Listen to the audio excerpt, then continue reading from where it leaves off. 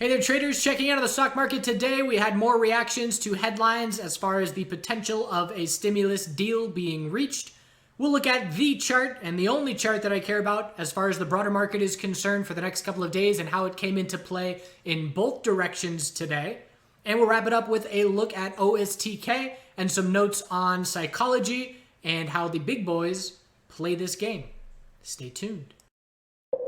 Hello and thanks for checking out ChartGuys.com. We're proud to be one of the most successful technical analysis communities online, teaching you the skills to become a more confident, effective, and informed trader. Join our community of hundreds of analysts worldwide working together to learn the charts, generate profit, and achieve financial independence. For access to daily live chart analysis and market coverage, a thriving chat community, along with dozens of hours of exclusive educational materials. We look forward to seeing you. Let's check out some charts.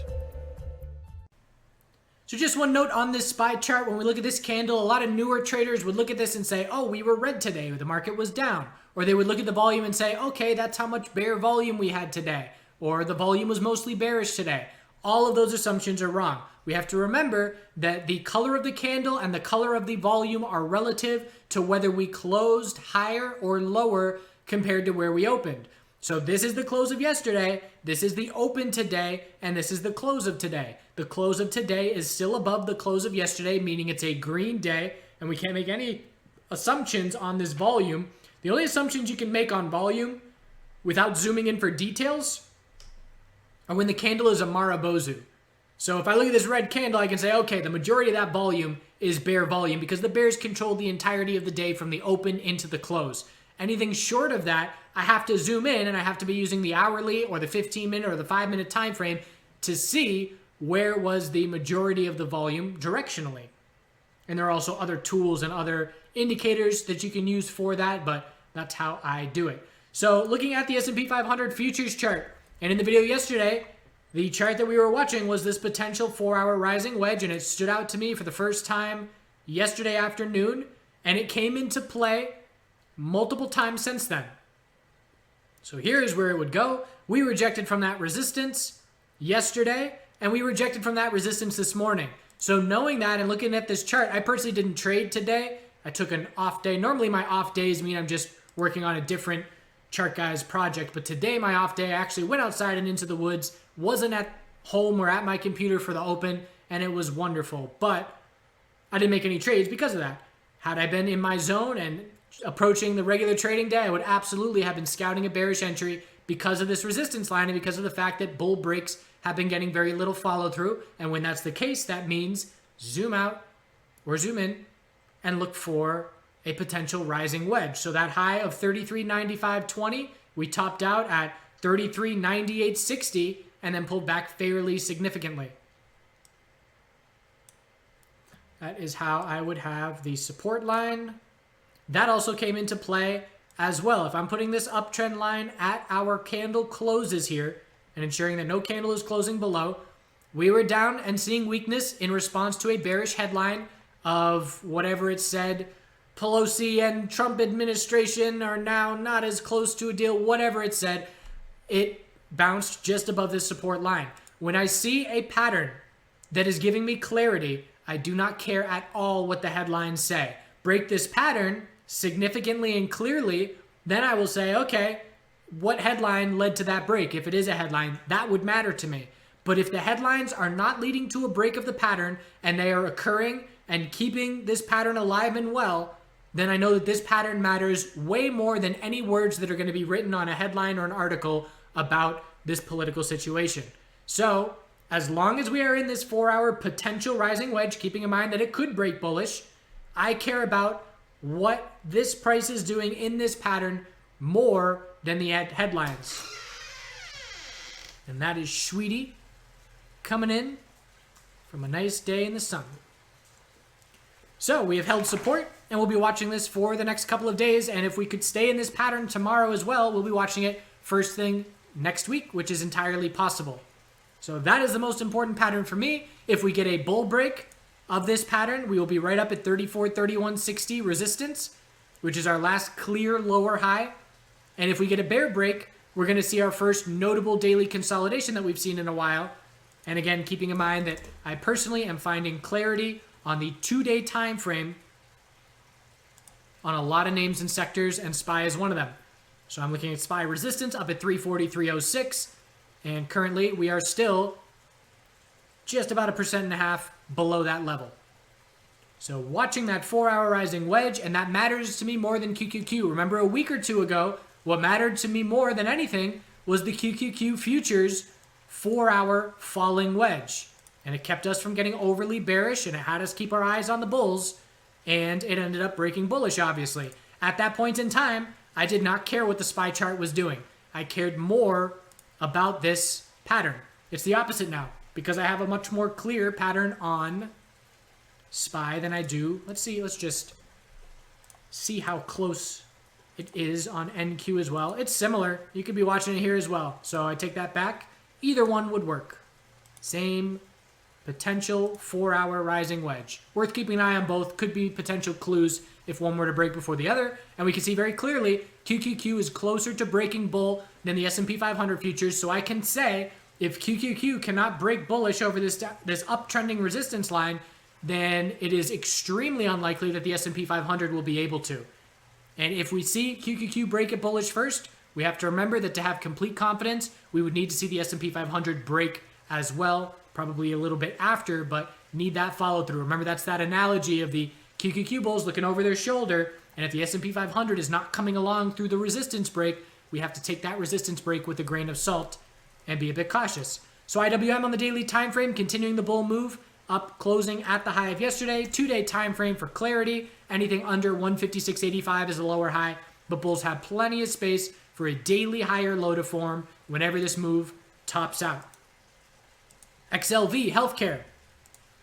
Daily time frame, little bit of a double top with the high of yesterday. We only broke it by 7 cents and pulling back. Again, I like the 2-day chart for clarity, and it looks like we may be setting that lower high compared to 107.08. And the healthcare sector weakness stood out today. And as we ended the day, it was the only major sector on my screen that was red.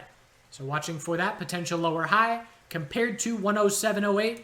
The financial sector daily chart, we can see we had a higher low and higher high compared to yesterday, though not very significant. Again, 2-day time frame, watching for a lower high and much more likely to form that lower high because that resistance is still a long ways away. Biotech sector. Not giving us the daily lower high just yet. We can see every single day is a higher low 5 days in a row. I am looking for a lower high compared to 116.64, but we would have to break the pattern of the higher low every single day if we were going to see that daily lower high in the equilibrium be set. So it's not set yet, and we're still watching that 116.64 key resistance. SMH bulls getting further follow through. Along with the solar sector, the semiconductors are the strongest sector. Those are some of the strong top sectors over this week. Very significant bull move. Lack of resistance is keeping these bulls in complete control. Higher low every day for 5 days. Tons of space for a daily higher low to form next time we see consolidation. If I'm bullish, the semiconductors, no entries at this point, but I am scouting for a daily higher low for an attempted entry. The solar sector continues an explosion. 21% in 5 days in absolute euphoria mode. Some of that has to do with people thinking a Biden win is coming, in my opinion. A lot of that has to do with looking towards the future and the shift away from oil as we are continuing to see massive capital outflow of oil companies and into solar companies in 2020. And there's a possibility that over the next few decades, we're going to look back at 2020 as the great transition as far as capital markets are concerned between your standard grandfather energy into the newer solar EV space, electric vehicles. Certainly been a theme for 2020. The VIX. So the VIX on the 2-day time frame holding support, staying within this range, 2480 support and 2490 is this current low. The most important resistance will be 3120, but it's a tightening 2-day range. Worth keeping an eye on. I always like the VIX when it's a nice clear tightening range because that is when the technical aspect of the volatility index is most clear to me. Checking in on the dollar, still not forming a daily higher low. The size of this pullback is a good sign for the bears. Why? Because the probability of continuation versus a tightening daily range is starting to favor a tightening daily range. And with that, the possibility of losing the daily uptrend comes along with that, which could mean a weekly lower high has been set. So pretty solid pullback at this point. We are still watching for a 4-hour trend change to try and show a shift in momentum. The bulls would have to clear 93.92 in the short term to try and set that daily high or low. But bears will be watching for a daily lower high compared to 94.74 once that shift does take place. And best case for asset bulls would be a loss of this daily uptrend, which would then have us zoom out and watch for a weekly high or low compared to 91.75. Gold following through. So here's an example where I was wrong. And if you are a trader who trades hundreds of times a year, you are wrong a lot. And it's very important to realize that I'm right all the time and I am wrong a lot. And anybody that trades hundreds of times a year that does not admit that fact is probably hiding something. So I was wrong in the sense that I saw silver lose the 4-hour uptrend. And I said, okay, well, that is going to be a potential early indication that gold may be looking to top out as well. The dollar did not change its 4-hour trend bullish, and gold did not lose its 4-hour uptrend. So if you asked me yesterday, do you expect gold to be green or red today, I would have said red, and I would have been wrong. And that's why stop losses are so essential as traders, because we are wrong a lot. So the daily uptrend remains intact, or I should say the 4-hour uptrend remains intact with anything above 1881 as a 4-hour high or low. And we know we have to lose the 4-hour uptrend if we're going to top out on the daily bounce and set the lower high. We are definitely still looking for a daily lower high, anything under 1974, but we are creating the space for the daily high or low to form once this move tops out. I'll probably make an entry attempt there. Again, you look at this monthly time frame. Is this healthy monthly consolidation? Yes, absolutely. It's a potential monthly bull flag. So I have gains in gold in 2020, pretty good gains from trading it well on the way up. So I will easily risk some of those profits. Let's just say hypothetically, let's say we top out at 1915 and we lose the 4-hour uptrend and we start daily consolidation. Maybe I make one entry in GLD when gold is at 1880, and maybe I save a second entry for if gold drops to 1870. Then I put my stop under where GLD would break if we see a bear break of 1848. And that gives me a small risk. And if it is a monthly bull flag, that gives me great reward, because we know a daily trend change has to occur if it's going to be a potential monthly bull flag. That is a potential setup that I will be watching next week. So silver lost the 4-hour uptrend, but still hanging on because the dollar bulls did not show up and the metal bears did not show up. Or I should say the gold bears did not show up. So when we start to see this happen, silver now lacks clarity for me. We lost the 4-hour uptrend straight into a bounce. Gold is where the clarity is for me in the metals market. Miners, same thing. We consolidated on the miners real quick, set a higher low, and that was without gold pulling back for daily consolidation.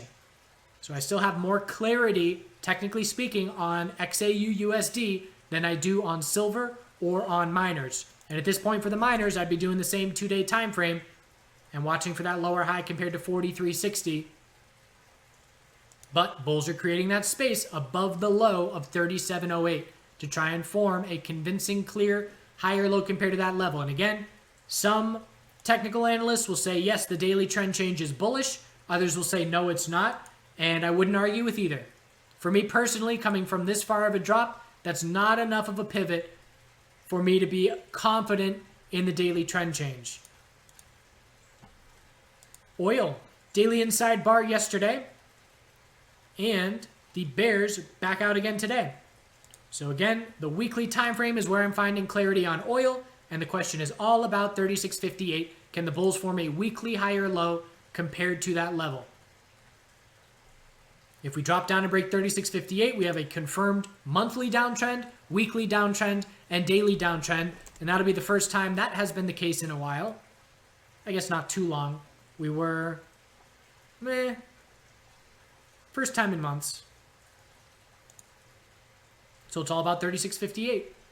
Bulls need to change the daily trend back in their favor while holding 36.58 to try and set a weekly higher low compared to that level. Natural gas. Did we change the 4-hour trend? No, not convincingly. So that's why you look at this daily chart and you say, but we broke the high of yesterday. We started the daily bounce. That's our daily higher low. And that's why we have to zoom in for the details. You can have the same setup on the daily time frame, having changed the 4-hour trend when we were at the high this morning, or having not changed the 4-hour trend. And the only way you know which has taken place is by zooming in for those details. So we had our low, high of the bounce, higher lows trying to form. We can see that 4-hour trend change follow through still, but it hasn't taken place yet. So the Bulls have to hold 190 and break 205 to confirm the 4-hour trend change and have a confident daily higher low set, as the Bulls attempt to see a weekly clear higher low set, and they are struggling to do so for the same reason. We haven't changed the daily trend. So checking in on OSTK, I'm recording this little segment before the market closes here at 3:48 p.m. Big bull volume, big bull day, up 15%, 14% or so. Big win for the Bulls. We had this comment put out by Wedbush this morning pre-market. They're still very bullish, blah, blah, blah. Big boys like Wedbush, big response overall. Retail space seeing some attention heading towards the holiday seasons, and that is a factor as well. But overall, big boys upgrade, big volume, big bull move. So, in my opinion, all companies should have a trader on their board that they are paying to help them with the ideal time to release news. And I've watched Elon Musk enough and his timing of his tweets or his news release to know that he understands how this game is played, and he understands shorts and longs and things like that. Because there have been multiple times where he will put out a news release and I just shake my head and say, man, that is perfect timing with how the chart was set up. And so how I'm referring to here is we're talking about the difference of hundreds of millions of dollars. If you put out a news release and you get a 3% bull reaction, or if you put out that same news release in a different technical setup and you get a 6% reaction, we're talking potentially hundreds of millions of dollars in market cap difference based on the timing alone. So how could the same news have a different reaction based on timing? Well, we're going to use OSTK here as just an example. If we were in a daily uptrend with OSTK and we had just broken resistance of 82.40, let's say yesterday or 2 days ago, we would not be seeing a 14% bullish reaction. This news reaction, I have no idea what it would be, but I would speculate perhaps something along the lines of maybe 6 to 8%. Again, that part is a complete guess on my part, but I do know that this bullish reaction and the magnitude of this size of this move is directly related to the preceding price action that has taken place earlier this week. So all week I've been highlighting OSTK and saying, we are seeing relative weakness. The bulls are proving nothing. The market has done nothing but go up for the most part this week. S&P 500 has bounced 5% off their lows. We've seen a lot of names. OSTK used to be correlated with the high flyers, with ZM and PTON, and all of these names that have been performing so well. They have all been performing really well this week. OSTK, not a peep from the bulls. What does that do? That makes the bears very confident and comfortable. One thing that I was saying this week is, okay, if we're not going up when the rest of the market is going up, what happens when the market consolidates? The bulls are not positioned well for that. We had a bear break yesterday. We had a real tight sideways range. It broke bearish on, let's see, that's Tuesday, with very little follow through. A little bit more follow through yesterday, little uptick in bear volume, and it looked like we were about to roll over and potentially would then have to be cautious of a weekly bear flag due to the size of this drop and the size of this bounce, weekly bear flag. So the point of all of that is bears are comfortable. They're not worried about anything. We have a lower high being set every day for the last 5 days in the face of a bullish market. The bullish market environment with all of our sectors going up is not helping the OSTK bulls. So you release this upgrade and you open significantly higher, almost a gap up open from where we closed yesterday, you instantly are trapping anybody that went short yesterday is instantly underwater. Anybody that went short the 3 previous days, instantly underwater, and you change momentum like that, giving bears no chance to cover. So it is then a mad dash to the exit, and bears have to cover using market orders, buying at the ask. The bulls are buying at the ask because they are bullish the news, responding to the news. or trying to incite a short squeeze. Either way, it's a short squeeze because of the preceding price action. And again, if OSTK was in a daily uptrend right now, the news would percentage-wise would not have nearly a 14% impact.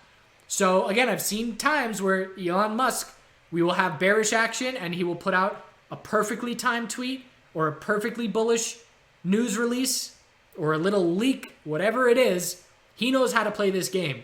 And if you are a billion-dollar company, you need to have a trader that understands this aspect of the game on your board to help with decisions as to the ideal timing of when to release news. So congrats to the bulls. We broke one key resistance level. Now it's all about 86.75, closing up near the high of the day. But pretty much to me, what this tells me is the big boys at Wedbush recognized what was going on. Potentially, again, I'm speculating, potentially had something to do with the weakness leading up into this announcement. I can't go that far as making that assumption, but certainly, in my opinion, knew the right time to release that news, trap shorts, cause a mini short squeeze, and get a 15% bull move, bang for your buck for their press release. There's just a little bit of insight into psychology and how this game is played, and also the sway that big names have, and also the importance of using a stop loss. Because again, I would have been a comfortable bear. I wasn't, but if I were in an OSTK bearish position and I was a swing trader, I would have been very comfortable. And this is why, rather than saying, oh, I'm in the red now and I'll sell, once we pull back, next thing you know, you're down 10% in your position. And this is why you have to use stop losses, because the big boys who play this game for a living know how to play it well. And they know how to take advantage of people that are newer. I appreciate you watching. We'll end it here with a little bit of some financial tips and advice, and I will see you all next week.